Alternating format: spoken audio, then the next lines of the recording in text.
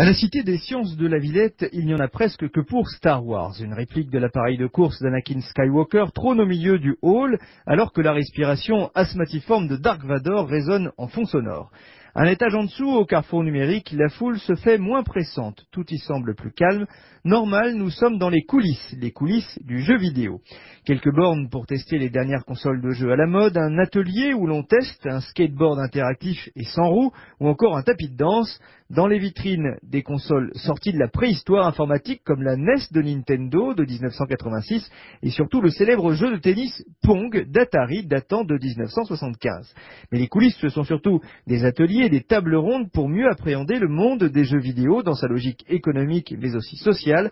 Fabrice Loury, chef du projet à la Cité des Sciences. Nous avons essayé d'être le plus exhaustif pour couvrir un petit peu tout le phénomène, c'est-à-dire qu'on va y trouver en effet des innovations technologiques pour le jeu, mais aussi des débats autour du jeu vidéo, comme ça provoque pas mal de polémiques et autres.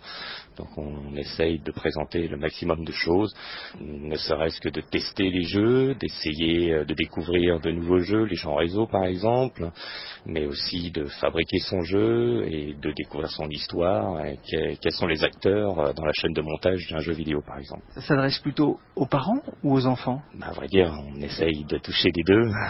Sachant que il y a beaucoup d'activités pour les enfants, mais que les parents sont très intéressés par plusieurs activités qu'on propose, de type par exemple comment choisir un jeu vidéo, ou alors quels sont les risques et avantages de jouer à un jeu vidéo, ça qui seront abordés dans les tables rondes, mais aussi dans nos ateliers démonstration. Les tables rondes, justement, elles sont organisées ici, mais on peut les suivre sur Internet. Nous mettons à disposition en fait la possibilité de pouvoir suivre la table ronde en direct et même se connecter à un chat en parallèle pour pouvoir réagir ou même interroger les différents intervenants sur différentes questions. Mardi prochain, la table ronde portera sur les métiers de la production des jeux vidéo et le 26 mars prochain, il y aura un atelier spécial dédié aux jeux pour malvoyants ou non-voyants. Pour l'heure, ce sont surtout les ateliers de démonstration qui font le plein. Une quinzaine de jeunes se trémoussent sur des tapis de danse. Ils bougent en rythme sous le regard amusé de Michel, 78 ans. C'est bien pour les jeunes, au moins, ils se mettent au courant de tout. Nous, on a un peu de décalage, on vient en cours d'informatique, nous, on s'y met seulement maintenant à notre âge. Alors, vous voyez, c'est pas pour aujourd'hui. Vous n'avez pas envie d'aller vous trémousser, vous aussi, sur le tapis de danse? Non, on va s'initier à ouvrir une boîte à lettres, c'est-à-dire pour envoyer des emails.